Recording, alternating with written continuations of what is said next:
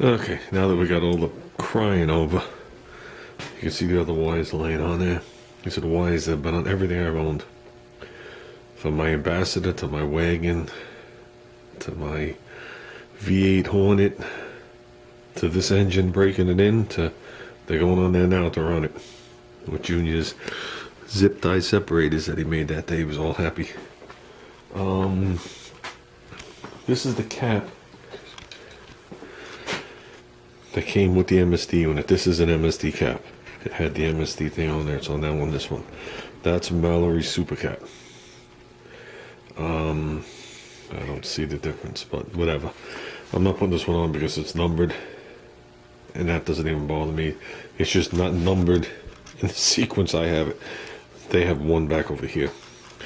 We're about to see if that's going to cause a problem, just with the wire length. Like I said, I'm not looking at the tail of these wires, but it's pretty simple, pretty straightforward. This is cylinder number one. The forward cylinder is always number one.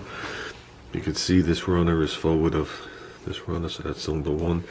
On the AMC, it's 1, 3, 5, 7, 2, 4, 6, 8. On the Ford, it's 1, 2, 3, 4, 5, 6, 7, 8. Whatever. So basically, we're just going to look for... Me, I'll put them on, and then I'll start rearranging them to make them look better. But I think in this case, it doesn't matter. But here's cylinder number one. And these are the straight boots. I only have one hand, so I'll pull this thing up. Try my best. Until it's sticking out as far as it can. Put it in there. Hear it lock. You can still hear there's a little wiggle room in there, so that means it's going to arc. So we got to open that bad boy up. And I'll just go in there with there's many ways of doing it. A little screwdriver you could use. Go in there with a pair of needle nose pliers and just go backwards. If you got a set of snap ring pliers, these you squeeze them, they get tighter, but it's got the thing like this. You set them up. Some have quick releases now. These are old. These are over 30 years old. You can just squeeze them, go like that.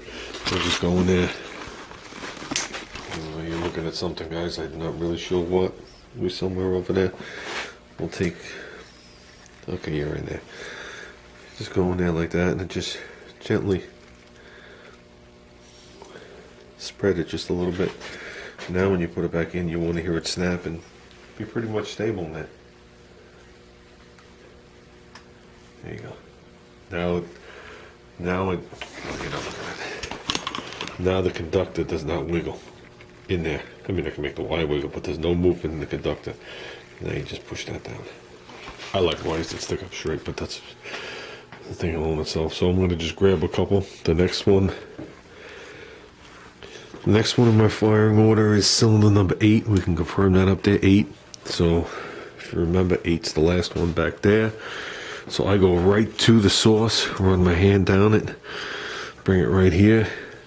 This is number 8. Okay, I'm going to slide the boot up a little. I'll try and put it in there, see how it locks. See, I hear a little movement. So I might as well, at this point, every one I do, or I could just reach down there and do it, just open them up just a hair. That's it. Perfect.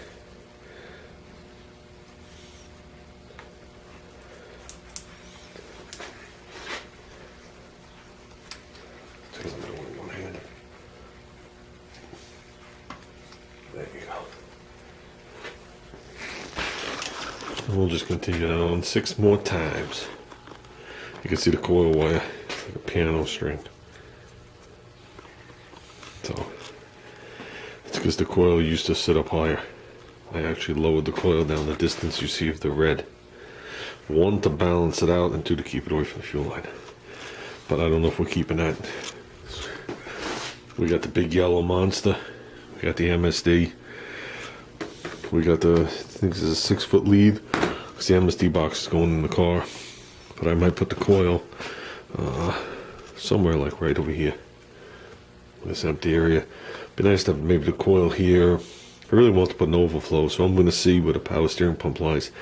Maybe put the coil over here and an overflow over here. Battery goes over there. We have a new battery tray, the little tab and the bolt coming. We have the correct clamps for the upper radiator hose, lower radiator hose coming. We have this correct clamp and that correct clamp coming. And that was it. That was all I ordered with the clamps. Clamps aren't that cheap. They're $6 a piece. So right now I'm not worried about heater hoses. So we're just gonna cap this off right here with a little nipple and a clamp. And then I'll put that butyl in there like we talked about. I'll put 2 little caps over there. Eventually we'll put the heater hoses on. That's nothing we gotta worry about now. That's after the wiring harness. So let's put the rest of this. Good enough. No beauty there, just functionality. So they clear everything and they're gonna clear the hose. So that's what we're leaving until we figure out the wire situation. This actually brought up a interesting subject at work. Someone told me that their car is based on the 70s also, the 70s era, and they told me a shiny carburetor was the 70s, and they're absolutely wrong. They're absolutely wrong. I know it because my brother had them on his car. Whether they were polished or chrome plated is 2 different things.